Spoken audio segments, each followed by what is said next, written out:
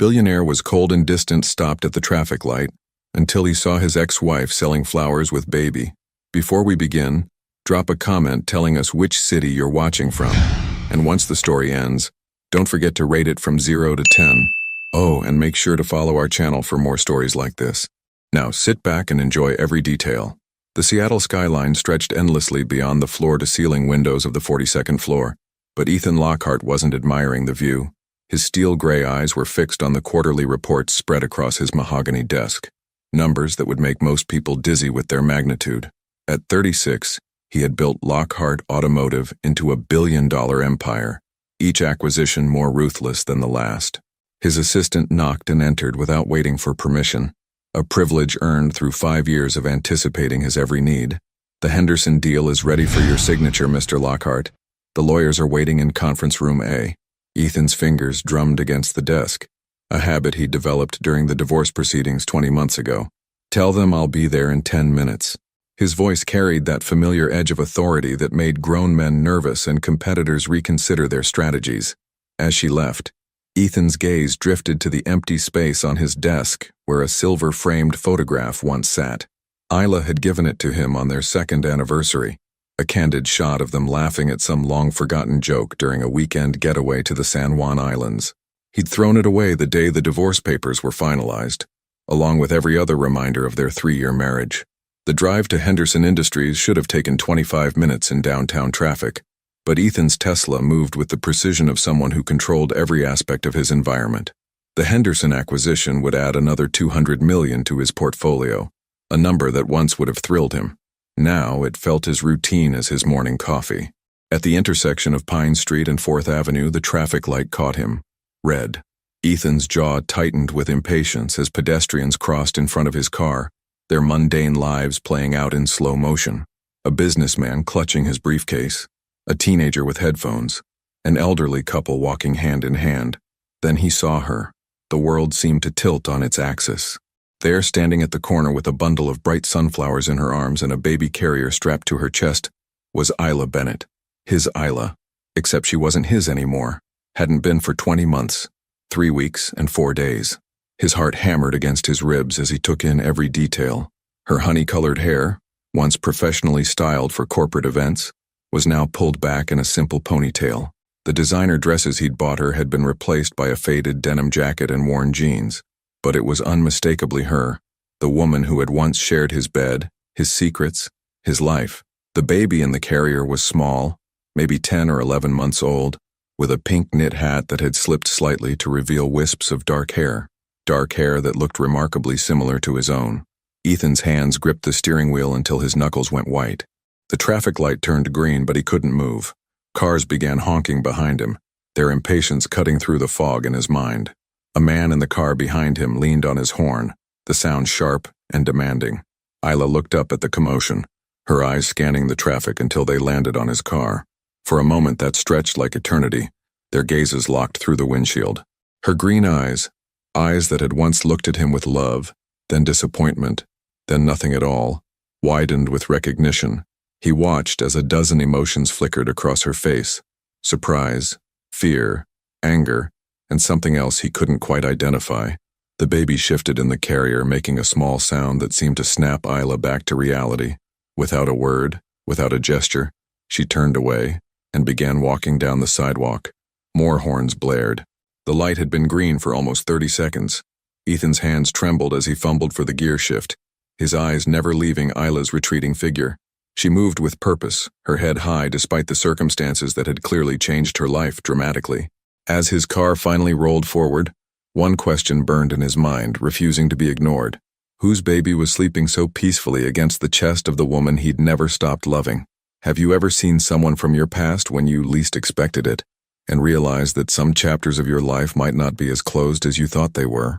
Ethan's hands shook as he pulled into the underground parking garage of his downtown office building, the concrete walls feeling more like a prison than the sanctuary they usually provided.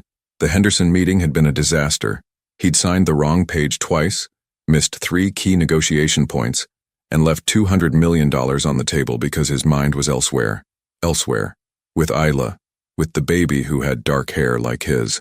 In the elevator ascending to his penthouse office, Ethan caught his reflection in the polished steel doors. His usually impeccable black suit was wrinkled, his tie askew. The man staring back at him looked haunted. Nothing like the composed billionaire who had built an empire on calculated risks and emotional detachment. His assistant, Miranda, looked up in surprise when he walked past her desk without his usual curt nod. "Mr. Lockhart, the quarterly board meeting is in. Cancel it." The words came out harsher than intended. Cancel everything for the rest of the day. Behind the closed doors of his office, Ethan loosened his tie and moved to the wet bar in the corner. The crystal decanter of 30-year-old Macallan had been a wedding gift from Isla's father, a peace offering after months of disapproval about his daughter marrying that cold businessman. His hands trembled as he poured 2 fingers of the amber liquid. The first sip burned, but it couldn't burn away the memory that was surfacing like a painful wound. Their last real conversation, the one that had shattered everything. "I want us to start trying, Ethan." Isla had been curled up against him in their king-sized bed, her voice soft with hope. "For a baby. We've been married 3 years. We're financially stable, and I'm 30. I'm ready." He'd gone rigid beside her, every muscle in his body tensing. "We've talked about this, Isla. It's not the right time. The company is expanding into the European market. I've got the Singapore deal. There will always be another deal." The words had exploded from her with a frustration that had been building for months. "When is it ever going to be the right time for you? When you own every car company in the world? Don't be dramatic." He'd gotten up, putting distance between them as he always did when conversations became too emotional. "Children change everything. They're expensive, demanding, they would interfere with our lifestyle." "Our lifestyle?" Isla had sat up, her green eyes blazing with hurt and disbelief. "You mean your lifestyle? Your 70-hour work weeks, your business trips, your obsession with making more money than we could spend in 10 lifetimes. I'm building something, Isla. I'm securing our future." "What future, Ethan? A future where we're rich and alone? Where we have everything except the one thing that would actually make us happy?" The argument had escalated from there, harsh words thrown like weapons designed to inflict maximum damage. She'd accused him of being emotionally unavailable, of choosing money over love. He'd accused her of being naive, of not understanding the pressures of running a billion-dollar company. The fight had ended with her sleeping in the guest room. Within a week, she'd served him divorce papers.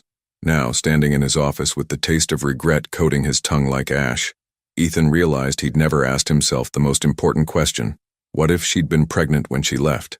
His phone buzzed with a text from his private investigator, a man he kept on retainer for background checks on business associates and potential security threats. Ethan's fingers hesitated over the keyboard before he typed, "I need you to find someone. Isla Bennett, formerly Isla Lockhart. Last known address was our shared residence on Queen Anne Hill. Urgent." The response came within minutes. On it, "Full report by tomorrow morning." But tomorrow felt like a lifetime away. Ethan set down his glass and walked to the window, his eyes scanning the streets below. Somewhere out there in this maze of buildings and traffic was the woman who had once promised to love him for better or worse. The woman who might be raising his child alone while he sat in his ivory tower, counting money and pretending it filled the void she'd left behind. His reflection in the window looked back at him, and for the first time in 20 months, Ethan saw what Isla had seen. A man so afraid of feeling anything that he'd pushed away the only person who'd ever tried to crack the ice around his heart. The baby's face flashed in his mind, those dark eyes that looked remarkably familiar, the way she'd been sleeping so peacefully against Isla's chest. If she was his daughter, she was almost a year old. He'd missed her first smile, her first word, her first steps. He'd missed everything that mattered while chasing things that suddenly seemed meaningless. His phone rang, jolting him from his thoughts. Miranda's voice came through the speaker. "Mr. Lockhart, your mother is on line 1. She says it's important." Ethan closed his eyes. His mother had called every month since the divorce, not so subtly hinting that he'd made the biggest mistake of his life. Today, he wasn't sure he had the strength to pretend otherwise. As he reached for the phone, one thought consumed him entirely. If that baby was his, he was already 20 months too late to be the father she deserved. Isla's hands trembled as she fumbled with the key to her studio apartment, the weight of 11-month-old Rosie growing heavier with each passing second. The baby carrier pressed against her chest, and she could feel her daughter's warm breath through the thin fabric of her jacket. The encounter at the traffic light had left her shaken in ways she hadn't expected. The door finally gave way, revealing the cramped but spotlessly clean space she'd called home for the past 20 months. It wasn't much. A Murphy bed that doubled as a couch, a kitchenette with barely enough counter space for a coffee maker, and a corner she'd transformed into Rosie's nursery with soft pink curtains and second-hand furniture she'd painted white. "There we go, sweet girl," Isla whispered, carefully lifting Rosie from the carrier. The baby's dark eyes, so eerily similar to Ethan's, blinked sleepily as she was transferred to her crib. Those eyes had been both a blessing and a curse, a daily reminder of the man who had chosen his empire over their family. As Rosie settled into sleep, Isla moved to the small table where she'd spread tomorrow's flowers, daisies, roses, and baby's breath that needed to be arranged into bouquets before dawn. Her fingers worked automatically, muscle memory guiding her through the familiar motions while her mind replayed every second of seeing Ethan again. He'd looked exactly the same, yet completely different. The same sharp jawline, the same perfectly styled dark hair, the same expensive suit that probably cost more than she made in 3 months. But there had been something in his expression when their eyes met. A crack in that impenetrable facade she'd spent 3 years trying to break through. Her phone buzzed on the counter. A text from her neighbor, Mrs. Chen, who occasionally watched Rosie when Isla had to work late. "Saw you come in looking upset, honey. Everything okay?" Isla stared at the message, her thumb hovering over the keyboard. How could she explain that she'd just seen the father of her child? The man who'd made it crystal clear that fatherhood was an inconvenience he'd never wanted? The man who'd chosen mergers over marriage, profit over parenthood? "Just a long day. Thank you for asking." She typed back, then immediately deleted it. Mrs. Chen deserved better than lies. "Saw someone from my past today. Complicated. I'll make extra dumplings tomorrow. Complicated situations require comfort food." Despite everything, Isla smiled. Mrs. Chen's solution to every problem involved food, and somehow it usually worked. The smile faded as she caught sight of herself in the bathroom mirror. Her reflection showed a woman who'd aged more than 20 months in the time since her divorce. The stress of single motherhood had carved subtle lines around her eyes, and her honey-colored hair had lost some of its shine from drugstore shampoo instead of salon treatments. She'd been 28 when she married Ethan, full of dreams about their future together. She'd imagined Sunday mornings with children laughing in the kitchen, family vacations to places she'd only seen in magazines, growing old together surrounded by grandchildren. Instead, she'd gotten 3 years of feeling like a beautiful accessory to his success, someone to look good at charity galas and business dinners, but never truly share his life. The pregnancy test had been positive 6 weeks after she'd signed the divorce papers. She'd sat on the bathroom floor of her friend's guest room, staring at those 2 pink lines, and felt her world shift on its axis. For exactly 3 minutes, she'd considered calling him. Then she'd remembered his words. Children would interfere with our lifestyle. Her lifestyle now consisted of wake-up calls at 4:30 a.m. to arrange flowers, walks through downtown Seattle with Rosie strapped to her chest, and falling asleep to the sound of her daughter's breathing, instead of the financial network that had once provided the soundtrack to her marriage. It wasn't the life she'd planned, but it was theirs. Rosie stirred in her crib, making the soft cooing sounds that meant she'd be awake soon and hungry. Isla moved to the tiny refrigerator, pulling out a bottle she'd prepared earlier. As she warmed it in a pot of hot water, she couldn't afford a bottle warmer. Her mind wandered to the moment when Ethan had stepped out of his car. For just a second when their eyes met, she'd seen something she'd never seen before. Vulnerability. The great Ethan Lockhart, master of the universe, had looked lost. Almost human. Then Rosie had shifted in her arms and reality crashed back. This was the man who'd told her that having children would be financially irresponsible and emotionally draining. This was the man who'd worked 18-hour days to avoid coming home to a wife who desperately wanted to build something more meaningful than a stock portfolio. Rosie's cries grew more insistent, and Isla lifted her daughter from the crib, settling into the second-hand rocking chair that had become their nighttime sanctuary. As she fed her baby, humming a lullaby her own mother had sung to her, one thought crystallized in her mind. Ethan Lockhart had made his choice 20 months ago. He'd chosen his company over their marriage, his ambition over her dreams, his fear over love. Now she had to make hers. Protect the daughter he'd never wanted from the father who'd never been ready to love her. The private investigator's report arrived at 6:47 a.m., delivered to Ethan's penthouse via encrypted email. Marcus Vale had been thorough, as always. 12 pages of detailed findings that painted a picture Ethan wasn't prepared to see. Subject: Isla Marie Bennett, formerly Lockhart. Current address: 412. Pine Street, Apartment 3B, Seattle, WA employment, self-employed flower vendor, various downtown locations. Monthly income, estimated $200 dependents. One female child, approximately 11 months old. Ethan's coffee grew cold as he read every word. Twice. The woman who had once worn designer gowns to charity galas now lived in a studio apartment that cost $600 a month. The woman who had shared his king-sized bed in their Queen Anne Hill mansion now slept on a Murphy bed that folded into the wall, but it was the final paragraph that stopped his heart entirely. Subject gave birth at Seattle General Hospital on March 15th. Birth certificate lists child as Rosemary Grace Bennett.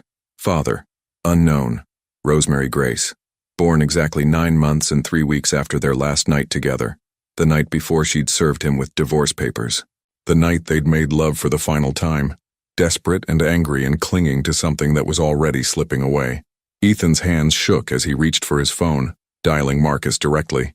The investigator answered on the first ring. "I need more," Ethan said without preamble. "Everything. Medical records, birth records, anything you can legally access. Already on it."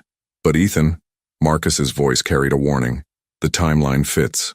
If this kid is yours, she's been struggling alone for almost a year. That changes things." It changed everything. By 8 a.m., Ethan was in his Tesla, driving the familiar streets of downtown Seattle with no clear destination except away from the suffocating walls of his office. He found himself taking the same route he'd driven yesterday, past the intersection where his carefully controlled world had imploded. There she was again. Isla stood at the corner of 2nd and Pike, the baby carrier secured across her chest while she arranged flowers in white plastic buckets. Even from a distance, he could see the methodical way she worked. The same precision she'd once brought to organizing his social calendar, now applied to survival.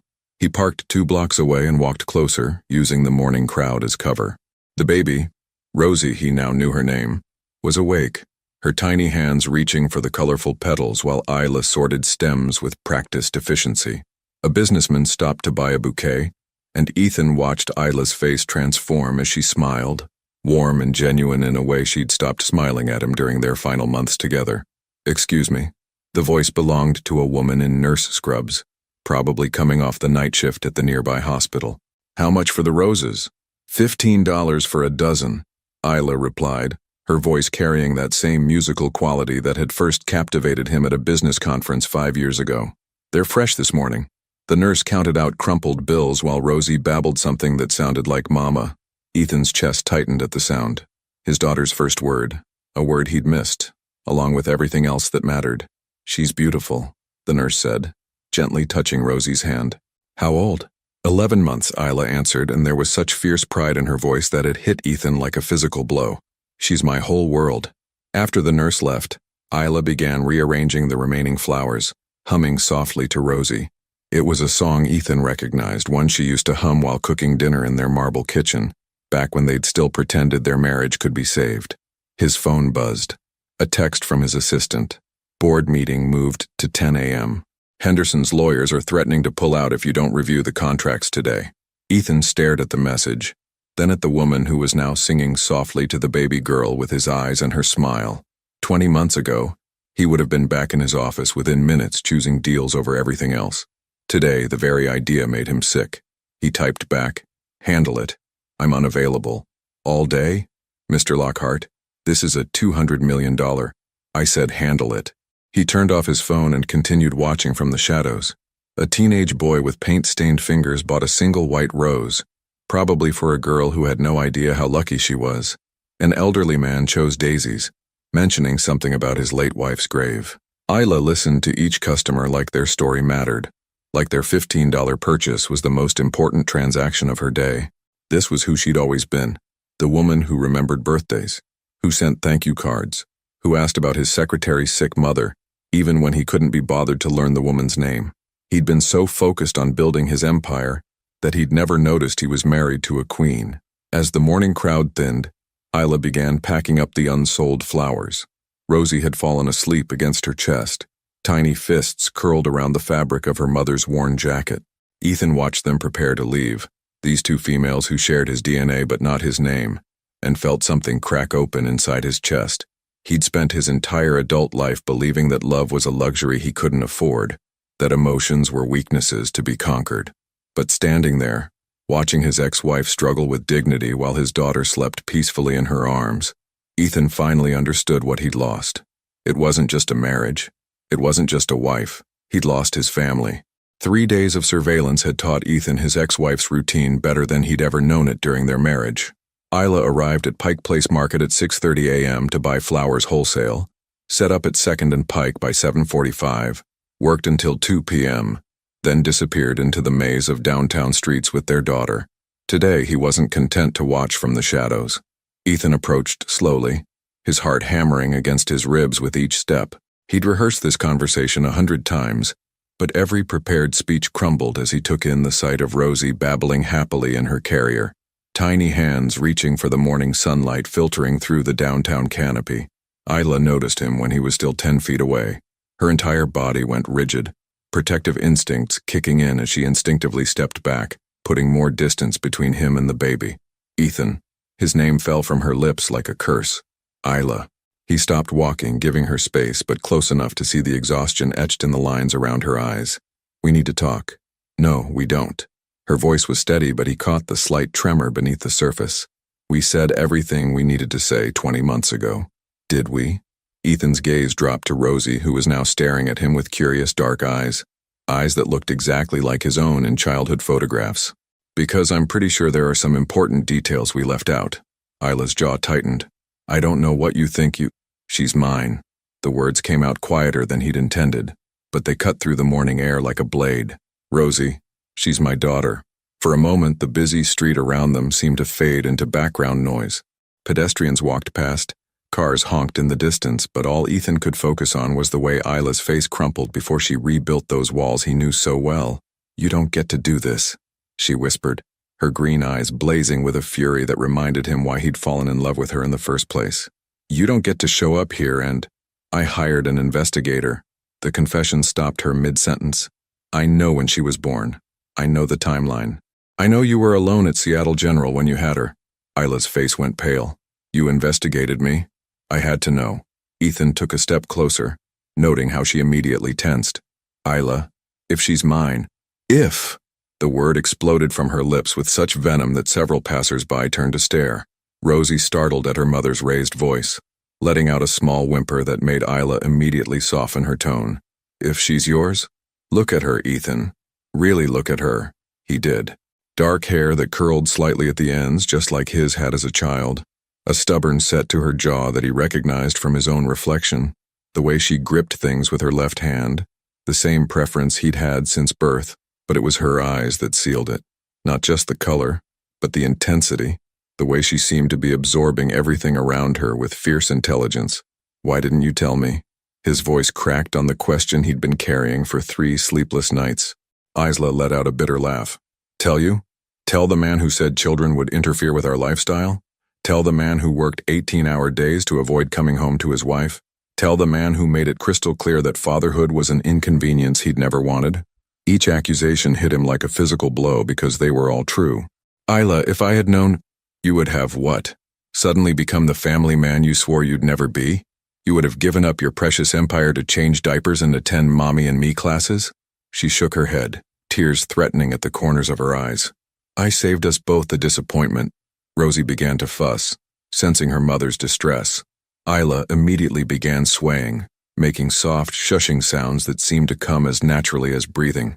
Watching her comfort their daughter, Ethan felt something fundamental shift inside his chest. I was wrong. The admission came out hoarse, like it was being dragged from somewhere deep inside him. About everything, about children, about priorities, about what matters. Don't. Isla's voice was sharp. Don't you dare stand there and tell me you've changed just because you saw us on the street. Don't you dare make this about your guilty conscience. It's not about guilt. He was lying and they both knew it. It's about my daughter. Our daughter. She's my daughter. Isla's arms tightened protectively around Rosie. You signed away any claim to her the day you chose your company over our marriage. I never signed away anything because I never knew she existed. The words came out louder than he'd intended, drawing more stares from curious onlookers. Ethan lowered his voice, but the intensity remained. You made that choice for me, Isla. You decided I wasn't worthy of being her father before I even had a chance to try. Try? Isla's laugh was hollow. You had 3 years to try, Ethan. 3 years of marriage where I begged you to let me in, to share your life, to build something more than a business partnership. You chose solitude then. Why should parenthood be any different? Because everything was different now. Because seeing them together, mother and daughter struggling but strong, had shattered every wall he'd built around his heart. Because for the first time in his life, money and power felt meaningless compared to the family he'd lost. But before he could find the words to explain, Isla was already backing away, putting more distance between them. Stay away from us, Ethan, she said, her voice breaking on his name. We don't need your guilt or your money or your sudden interest in playing father. We're doing just fine without you. As she turned to leave, Rosie looked back over her mother's shoulder, meeting Ethan's eyes with that intense stare that was so familiar it hurt. For just a moment, father and daughter looked at each other across an impossible distance. Then they were gone, disappearing into the crowd, leaving Ethan standing alone among strangers with the devastating realization that just fine was exactly what he'd never be again. Ethan's Aston Martin felt like a prison as he sat in the underground garage of his building, staring at the concrete wall ahead. The confrontation with Isla replayed in his mind on an endless loop, each word she'd spoken cutting deeper than the last.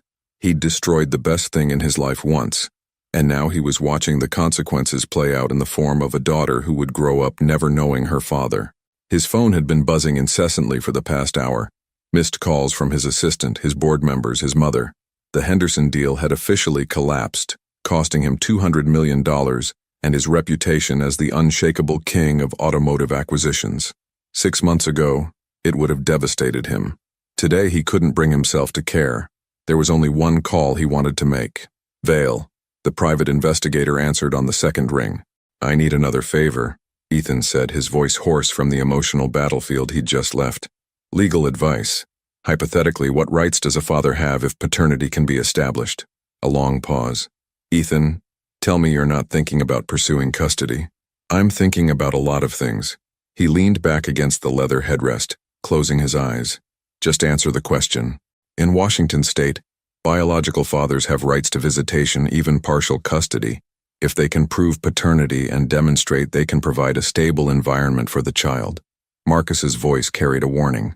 But given the circumstances, the mother's clear desire for no contact, the fact that you've been absent for the child's entire life, any court battle would be brutal and public.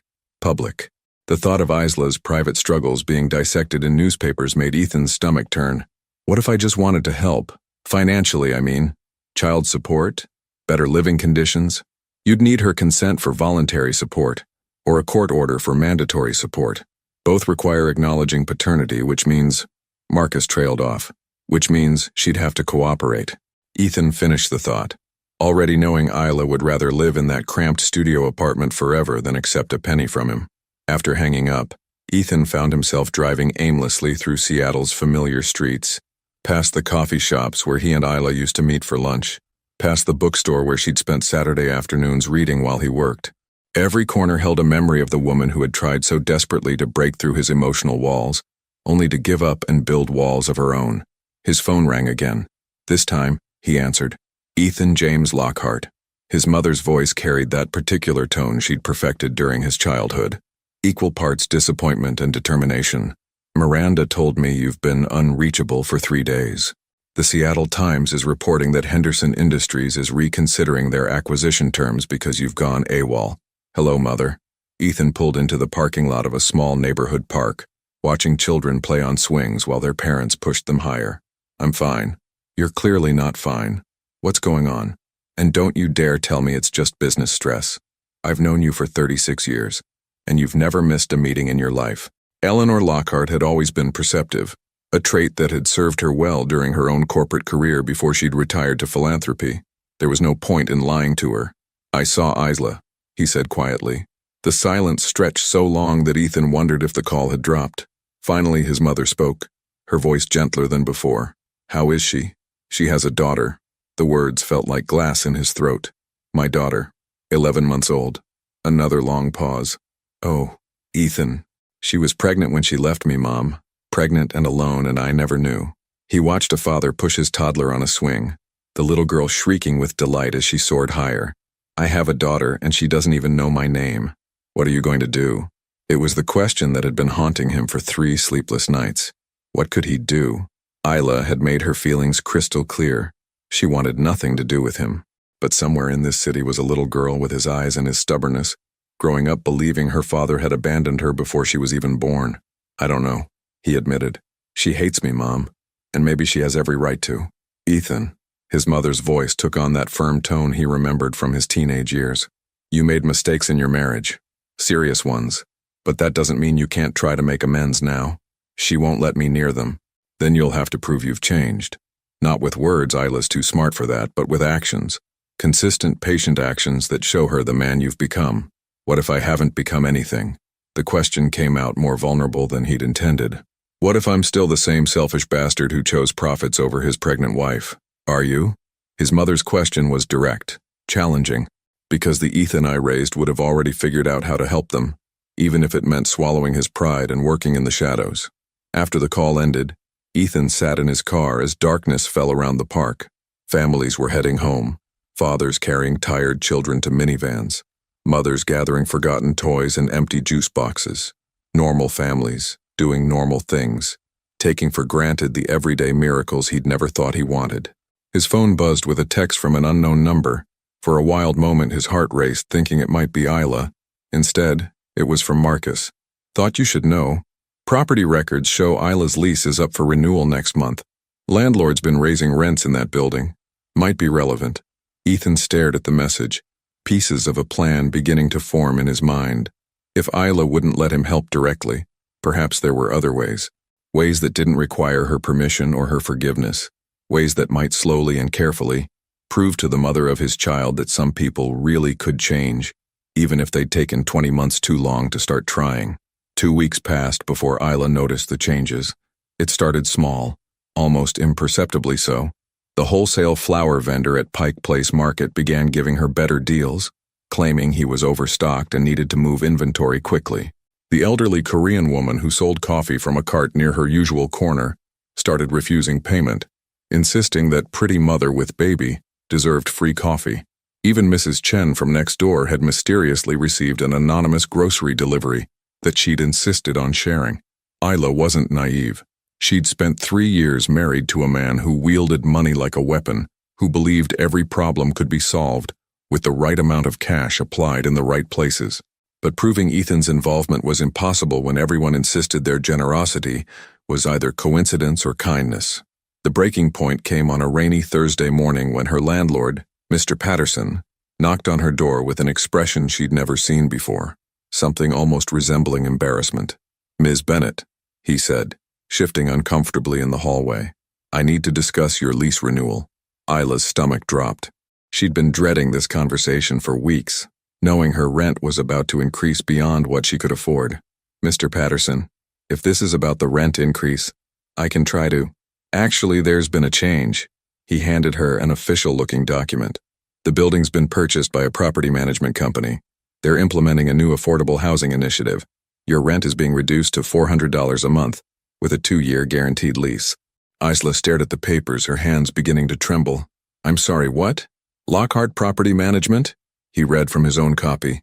"They specialize in providing stable housing for working families. Apparently, you qualify for their assistance program." The papers fell from Isla's fingers, scattering across the worn linoleum floor. Lockhart. Of course it was Lockhart. "Ma'am, are you all right?" Mr. Patterson bent to gather the scattered documents, concern creeping into his voice. "I can't accept this." The words came out strangled, fury and frustration warring in her chest. "Tell them I decline their generous offer.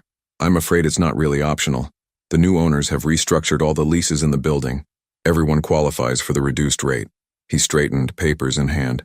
"It's actually quite fortunate. Most of the tenants are thrilled." After he left, Isla sank onto her Murphy bed, Rosie playing contentedly with a set of plastic measuring cups nearby.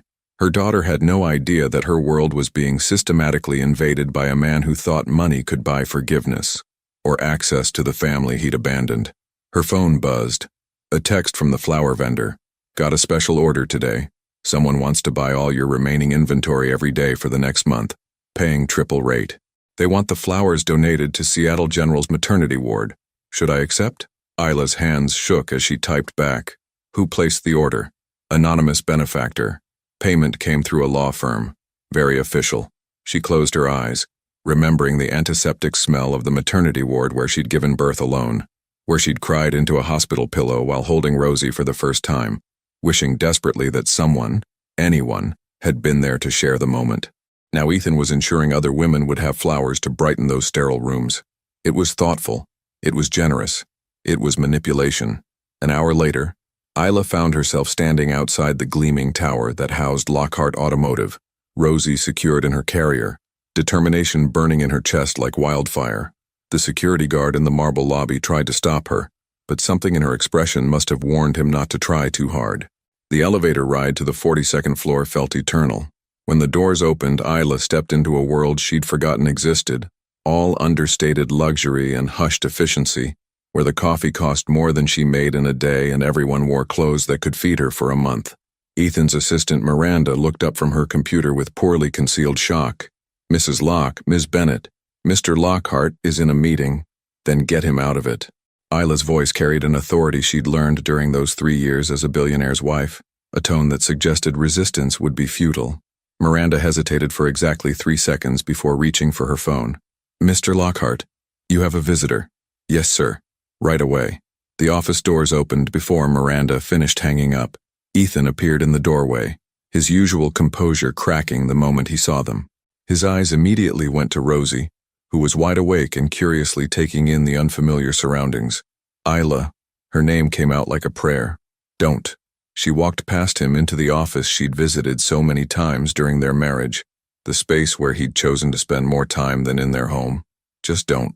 Ethan closed the door behind them, creating a bubble of privacy in the middle of his empire. I take it you received the lease renewal notice. Stop. The word exploded from her with such force that Rosie startled, her little face scrunching up in preparation for tears.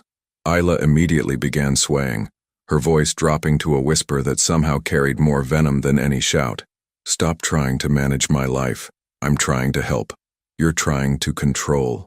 She turned to face him, and Ethan felt his heart stop at the pain blazing in her green eyes. This is what you do, Ethan. You throw money at problems until they disappear. You buy solutions instead of earning them. What was I supposed to do? Watch you struggle when I could help? Yes. The word rang through the office like a gunshot. Yes. You were supposed to watch me struggle, because that struggle is mine. Those choices are mine. That life is mine. Ethan moved closer, his hands raised in a gesture of surrender.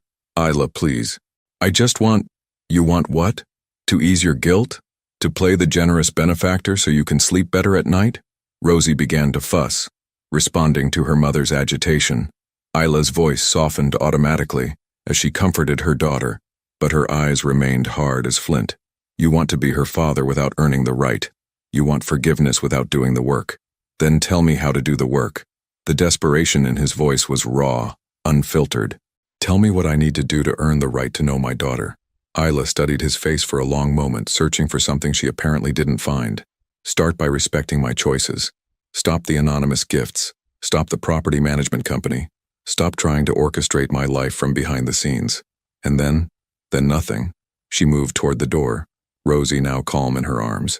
There is no then, Ethan. Some things can't be bought and some mistakes can't be undone with money. As she reached for the door handle, Ethan's voice stopped her. She has my hands. Isla froze, her back still to him. Her hands, he continued, his voice barely above a whisper. They're exactly like mine were when I was a baby. My mother showed me pictures once. The way she grabs things, the way she holds her fingers when she's thinking. It's identical. Slowly, Isla turned around. For the first time since entering his office, she looked uncertain. I know I don't deserve to be part of her life, Ethan said, taking a careful step forward. I know I've lost the right to call myself her father. But she's going to grow up, Isla. She's going to ask questions about where she came from, about why her father wasn't there. And I'll tell her the truth. Isla's voice was steady, but Ethan caught the slight tremor underneath. I'll tell her that her father had more important things to do. What if that's not the truth anymore? The question hung between them like a bridge neither was ready to cross. Rosie chose that moment to reach toward Ethan, her small hand opening and closing in the universal baby gesture for pick-me-up.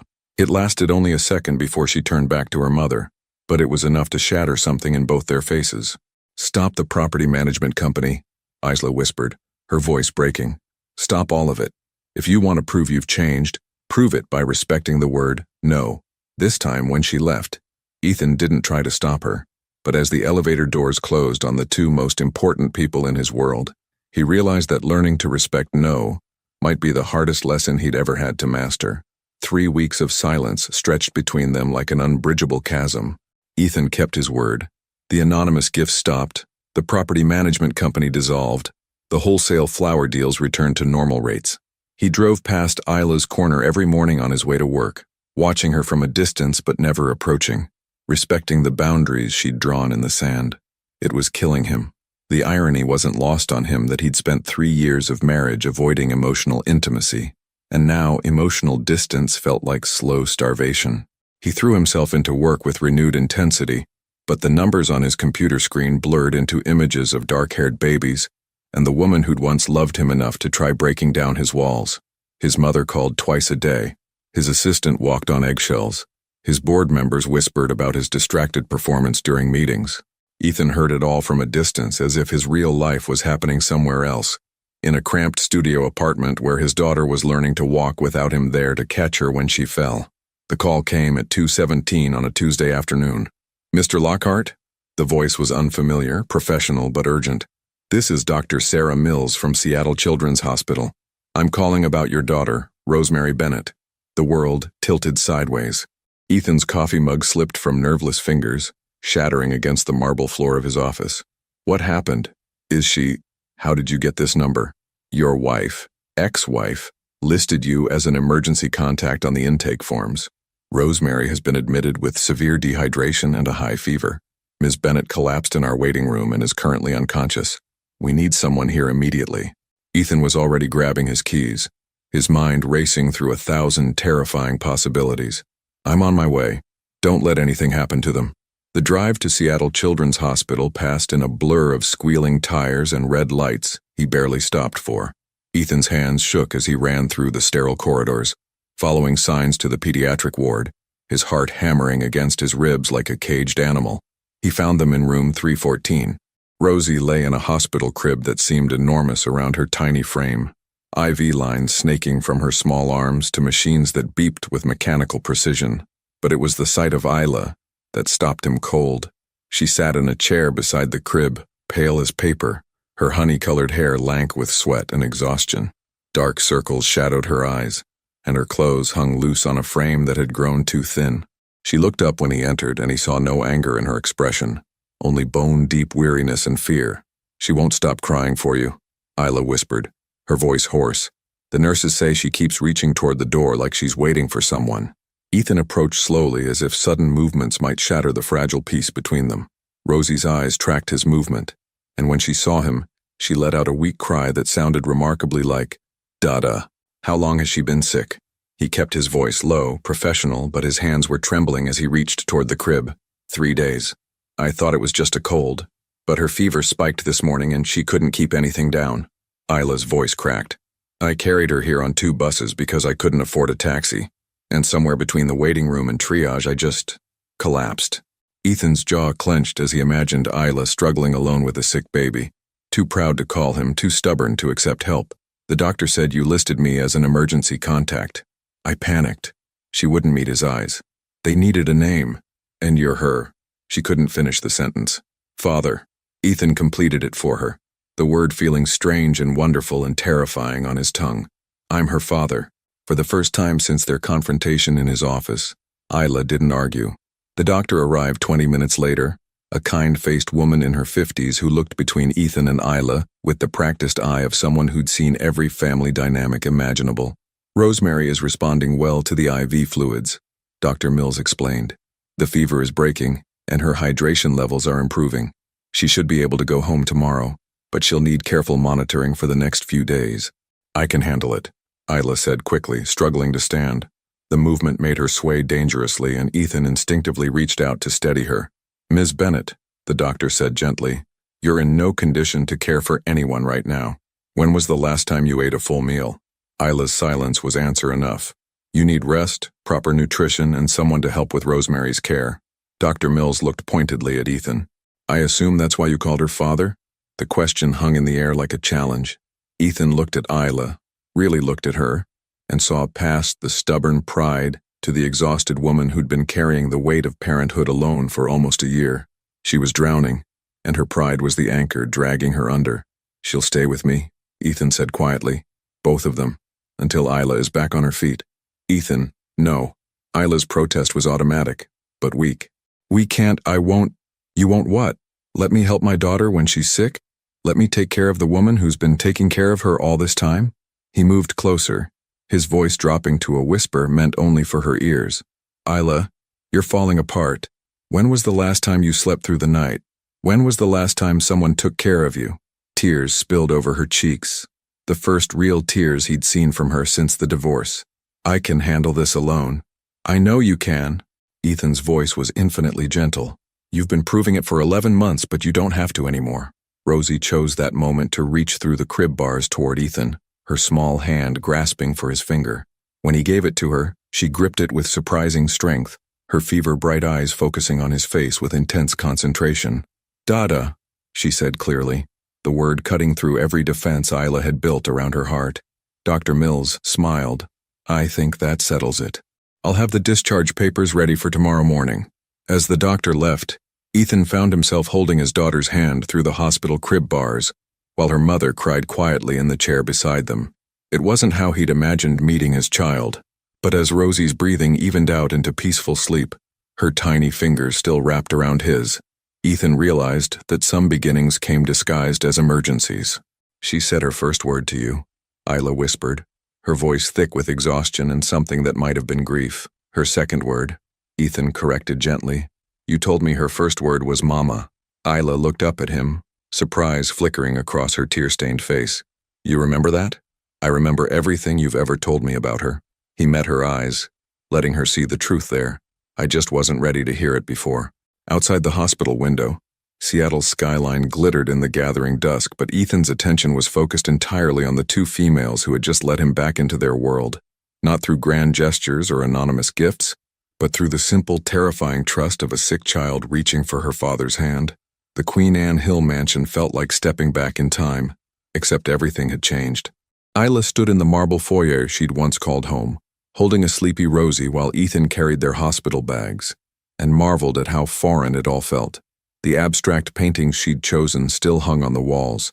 The Italian leather furniture she'd selected still dominated the living room, but the house felt hollow, like a museum of their failed marriage. The guest room is ready, Ethan said, his voice carefully neutral as he set their bags down. I had my housekeeper stock it with everything the hospital said Rosie would need. Isla followed him upstairs, noting that he'd avoided the master bedroom entirely, leading her instead to the spacious guest suite at the opposite end of the hallway. It had been transformed into something she barely recognized, a crib positioned near the window, baby monitors on the nightstand, and what appeared to be every infant care item available at Seattle's most expensive baby store. You didn't have to do all this, she said quietly, settling Rosie in the crib. Their daughter immediately began to fuss, reaching back toward Ethan with that same gesture that had undone them both at the hospital. She wants you to hold her, Isla observed, stepping back to give him space. Ethan approached the crib hesitantly, as if Rosie might disappear if he moved too quickly. When he lifted her, she immediately settled against his chest, her small hand fisting in his shirt. The sight hit Isla like a physical blow.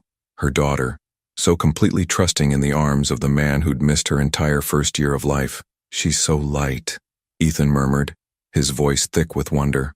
I thought babies would be heavier. She's small for her age.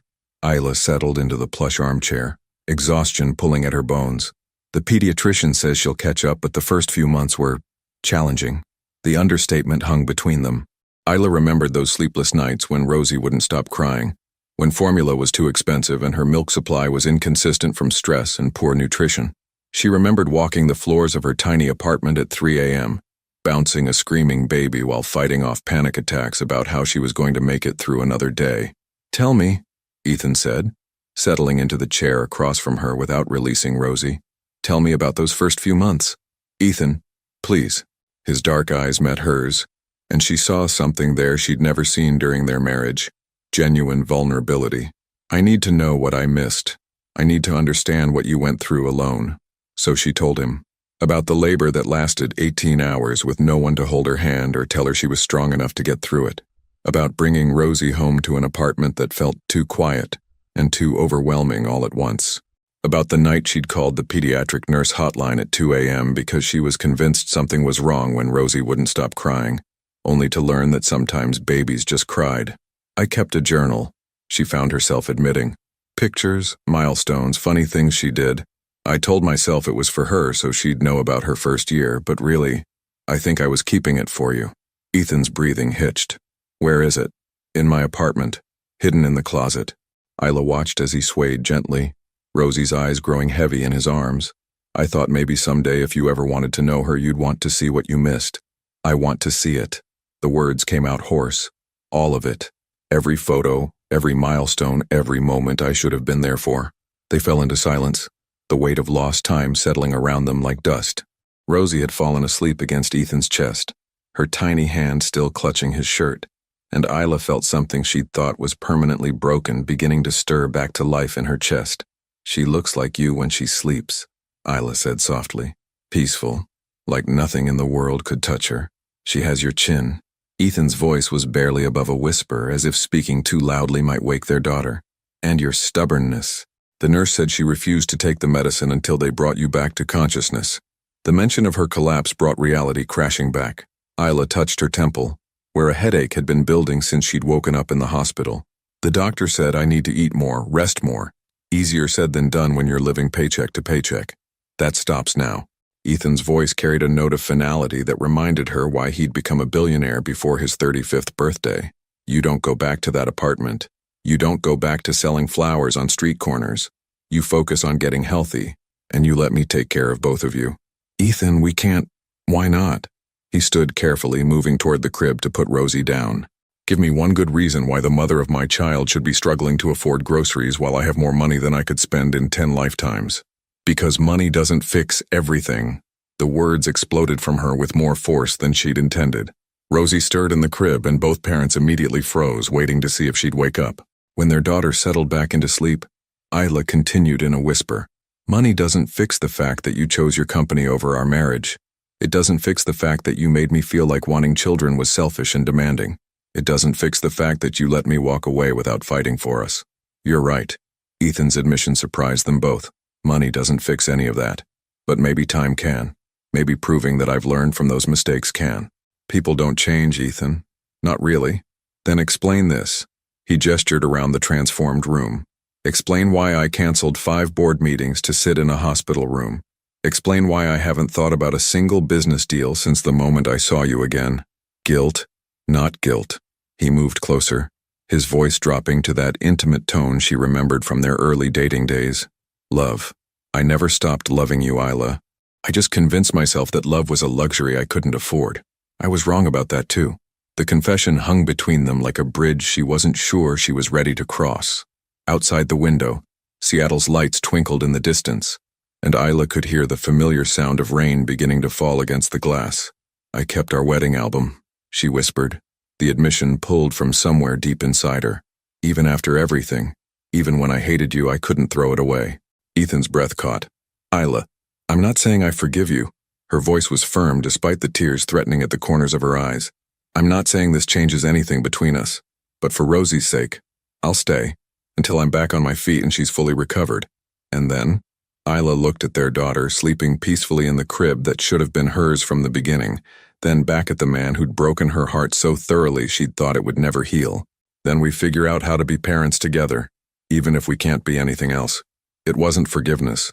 It wasn't a second chance. But as Ethan's eyes closed in what looked like relief, Isla realized it might be something even more important. It was hope. 6 days in the Queen Anne mansion had created a routine that felt dangerously close to normal. Ethan worked from his home office while Isla recovered her strength, emerging every few hours to check on Rosie or bring Isla meals that his housekeeper prepared. They moved around each other with careful politeness, co-parenting in shifts like diplomats from warring nations who'd declared a temporary ceasefire. It was working too well, and that terrified Isla more than their previous animosity had. On Thursday morning, while Ethan was in a video conference and Rosie napped peacefully in her crib, Isla found herself in his study. The journal lay open on his desk, the one she'd retrieved from her apartment the day before, filled with a year's worth of moments he'd missed. Photos of Rosie's first smile, notes about her sleep patterns, pressed flowers from the day they'd spent in Volunteer Park when spring arrived. She took her first steps 2 weeks ago, Isla said softly, not turning around when she heard him enter. Ethan approached slowly, stopping just behind her chair. Where? Mrs. Chen's apartment. She let go of the coffee table and walked 3 steps to reach a cookie. Isla turned the page, revealing a blurry photo she'd managed to capture on her phone. She looked so proud of herself. I should have been there. His voice was thick with regret. Yes, you should have. Isla closed the journal and finally faced him. But you weren't, and we survived without you. We were happy, Ethan. Not the kind of happiness that comes from having everything you want, but the kind that comes from appreciating what you have. Ethan sat heavily in the chair across from his desk, looking older than his 36 years. What are you trying to tell me? I'm trying to tell you that we don't need your guilt or your mansion or your money to be a family. Isla stood, moving to the window that overlooked the manicured gardens she'd once planned to fill with children's laughter. Rosie and I, we're already complete. Then why does it feel like something's missing every time I look at the two of you together? The question hit her like a physical blow. Isla pressed her forehead against the cool glass, watching the morning mist roll off Elliott Bay. Because you want to rewrite history. You want to pretend that the last 20 months didn't happen? That you can just step into our lives and suddenly become the father and husband you never were? That's not what I want. Ethan's voice was closer now, though she hadn't heard him move. I want to earn my place in her life, in your life. I want to prove that I've learned from my mistakes. And then what? Isla spun around, and he was closer than she'd expected, close enough that she could see the flecks of gold in his dark eyes. What happens when the novelty wears off? When being a father becomes inconvenient? When your board members start pressuring you to choose between your family and your empire again? That won't happen. You can't promise that. Her voice broke on the words. You can't promise that you won't hurt us again. And I can't risk letting Rosie fall in love with a father who might disappear the moment things get difficult. They stood there in the morning light, 20 months of pain and love and regret swirling between them like a storm neither knew how to navigate. Through the baby monitor on his desk, they could hear Rosie beginning to stir, making the soft sounds that meant she'd be fully awake soon. I sold it, Ethan said suddenly. Isla blinked. Sold what? Lockhart Automotive, the whole company. I signed the papers yesterday. His voice was steady, but she could see his hands trembling slightly. Garrett Industries made an offer 6 months ago that I rejected because I couldn't imagine my life without the company. Yesterday, I couldn't imagine my life without you and Rosie Moore. The words hit her like ice water. Ethan, you can't. That company is your life's work. No. He stepped closer, his voice gaining strength. You were my life's work. You and Rosie. I was just too blind and too terrified to see it. You're going to regret this. Isla shook her head, panic rising in her chest. In 6 months or a year, you're going to wake up and realize you gave up everything for a woman who can't even forgive you, and a daughter who barely knows you. You want to know what I'll regret? Ethan's voice rose. Months of suppressed emotion finally breaking free. I'll regret not being there when you found out you were pregnant. I'll regret not holding your hand during labor. I'll regret missing Rosie's first word, her first step, her first everything. I'll regret every night you spent alone wondering if you were strong enough to be a single mother. Tears were streaming down Isla's face now. 20 months of held-back grief and exhaustion, and desperate love finally breaking through her carefully constructed walls. But you know what I won't regret? Ethan continued, his own eyes bright with unshed tears. I won't regret choosing my family over profit margins. I won't regret putting my daughter's future over stock options. I won't regret fighting for the woman I love instead of hiding behind conference room tables and quarterly reports. Through the monitor, Rosie's babbling grew more insistent. In a few minutes, she'd be crying for attention, and this moment, whatever this moment was becoming, would be interrupted by the reality of parenthood. I'm scared, Isla whispered, the admission torn from her deepest fears. I'm scared to believe you. I'm scared to let Rosie love you, and then lose you again. I'm scared that I'm not strong enough to survive if you change your mind. Then don't. Ethan reached for her hands, and this time she didn't pull away. Don't be strong. Don't carry everything alone.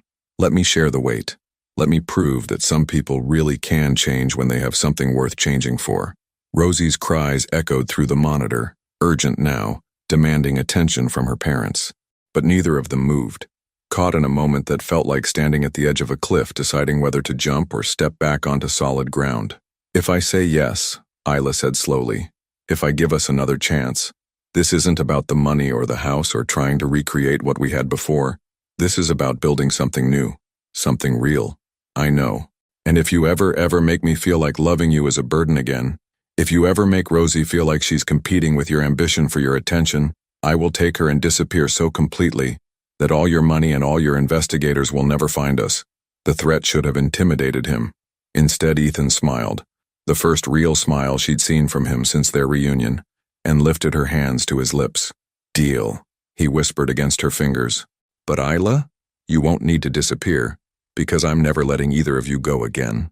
Rosie's cries reached a crescendo, and finally, together, they went to comfort their daughter.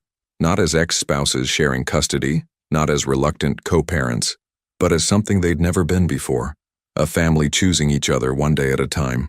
2 years later, the morning sunlight streamed through the kitchen windows of their Ballard home, not the Queen Anne mansion that had felt like a museum, but a warm, lived-in house with finger smudges on the glass doors and crayon marks on the lower walls. Isla stood at the counter, watching through the window as Ethan pushed 3-year-old Rosie on the tire swing he'd hung from the old oak tree in their backyard. "Higher, Daddy, higher!"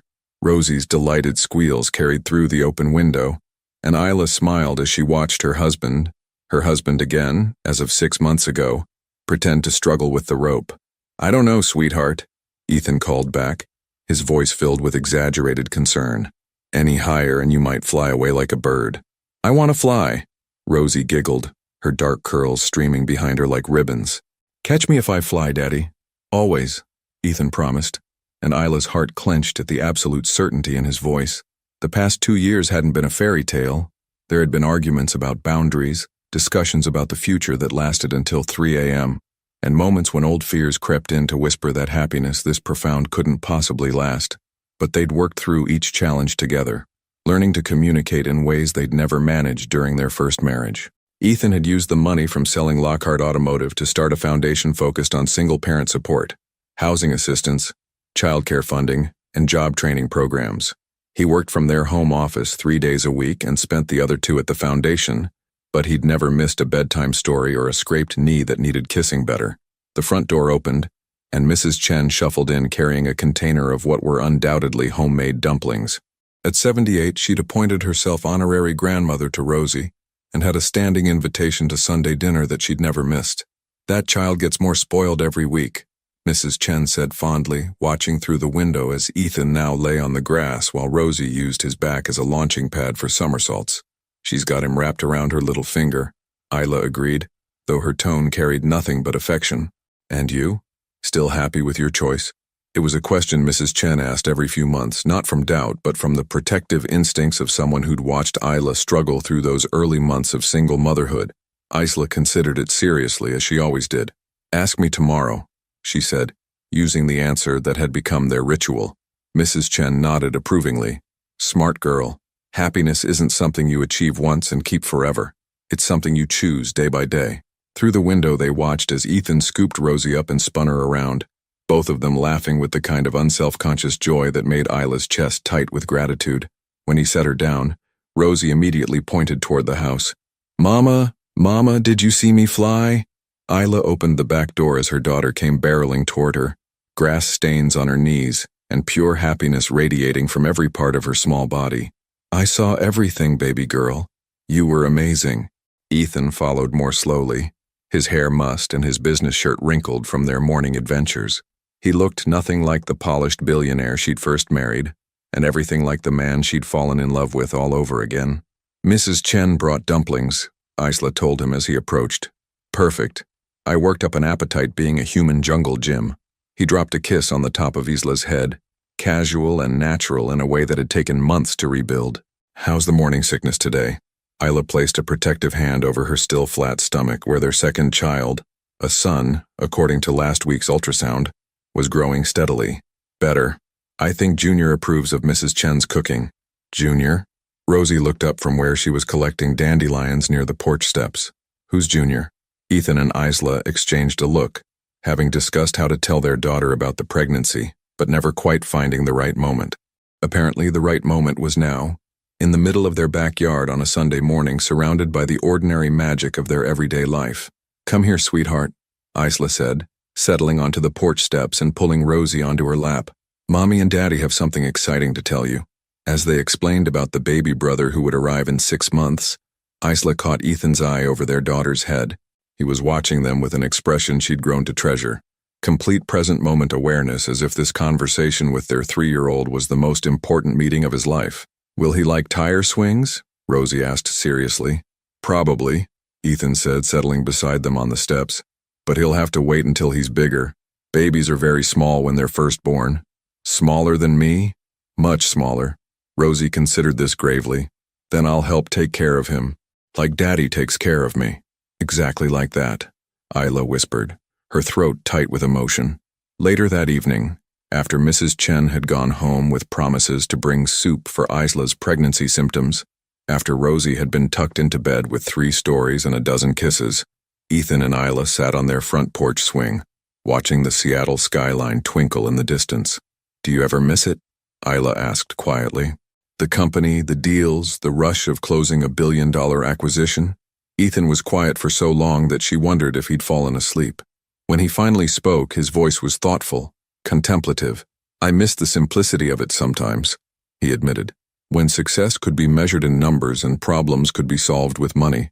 But I don't miss feeling empty at the end of every day, no matter how successful that day had been. And now I know what it feels like to come home to people who are happy to see me, not because of what I can provide, but because of who I am to them. He reached for her hand, intertwining their fingers. Now I know what it means to build something that can't be bought or sold or lost in a market crash. A comfortable silence settled between them, broken only by the distant sound of traffic and the whisper of wind through the trees. Somewhere in the house behind them, Rosie was probably dreaming of flying and tire swings and the baby brother who would soon join their small, perfect family. I love you, Isla said into the peaceful darkness. I love you too. Ethan's voice carried all the weight of second chances and hard-won wisdom. Thank you for letting me learn how to be the man you deserved all along. Thank you for becoming him. As they sat together on the porch of their imperfect, beautiful life, Isla realized that Mrs. Chen had been right. Happiness wasn't something you achieved once and kept forever.